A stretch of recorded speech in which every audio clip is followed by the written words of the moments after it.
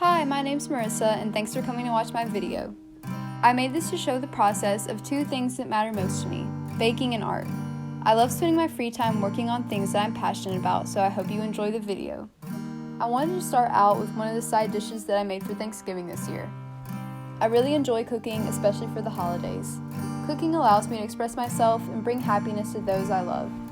I also love spending time with family, and one of the best ways to do that is to eat a good meal together. And that's why Thanksgiving is one of my top holidays to celebrate. I like to wow guests with what I make each and every year. What I'm preparing right now is a creamy squash casserole recipe that I found in one of my mini cookbooks. I love to collect cookbooks and try new things. Of course, there are a few staples for every holiday, but I love to switch things up a little bit. And after I finished assembling the ingredients, I went ahead and put the casserole in the oven to cook through. And once it was done cooking, I pulled it out of the oven and set it on top of the stove to cool.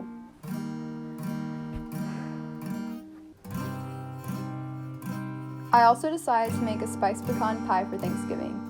I made 2 pies because I wanted to have one for my family and an extra to give away to friends. And this is just another one of the many things I chose to make for my family this Thanksgiving.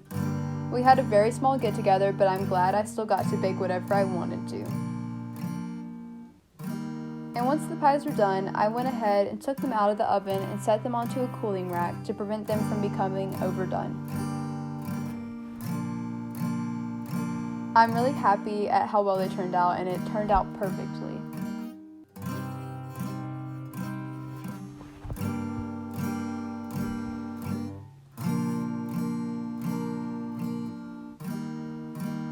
Another Thanksgiving side dish that I absolutely had to make was macaroni and cheese.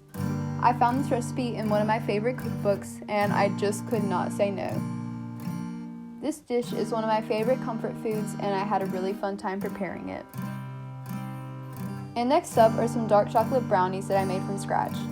I found this recipe online and had to try it as well. I made one batch to give to my friend for her birthday and another batch for my family to enjoy, of course. My friend ended up loving them, and they disappeared very quickly from my home. And here's the finished product. The next few clips I have are from the time I made red velvet cake balls for my girlfriend's birthday party. You've probably already noticed by now that I love to bake things for special occasions, and I absolutely love birthdays. They are the perfect day to enjoy your favorite sweets. I knew that my girlfriend's favorite dessert was red velvet cake, but I still wanted to give her a treat unlike anything she's ever tasted before. So I did some deep recipe book digging, found this gem, and decided to make cake balls.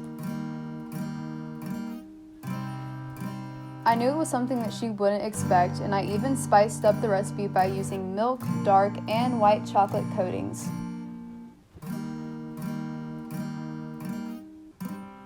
It took a long time to assemble the cake balls, but it was very much worth the process.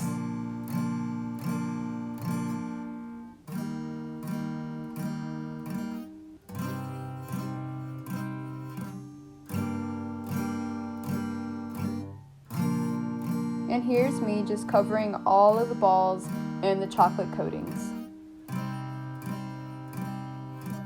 And they turned out delicious, and they were gone very quickly.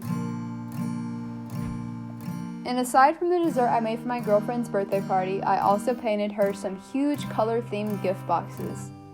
Lots of planning went into these presents, and I first started out with her favorite colors, blue, pink, and yellow. Then I shopped for the gifts that would go inside, and I spent a day assembling and decorating the boxes. She was very surprised to see them, and it made me really happy that my hard work meant so much to her. I also wanted to include a video of a watercolor painting that I made recently. I love to give presents to other people and make things for gatherings, but I also really enjoy making things for myself. Overall, I find art to be a great stress reliever and a wonderful way to healthily express my emotions. It helps me to relax and unwind.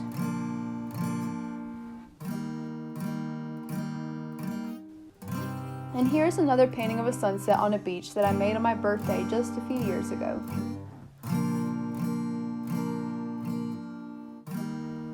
And this is what I like to call my art wall in my room. I use this big blank space to tape up posters of my favorite shows and bands and put my art all around them. I hope to eventually fill it all before I move out.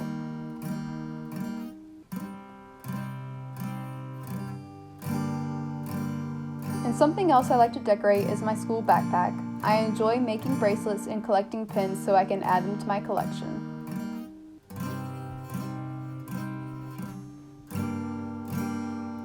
And next up is a quick clip of my guitar case that I have decorated with my collection of stickers.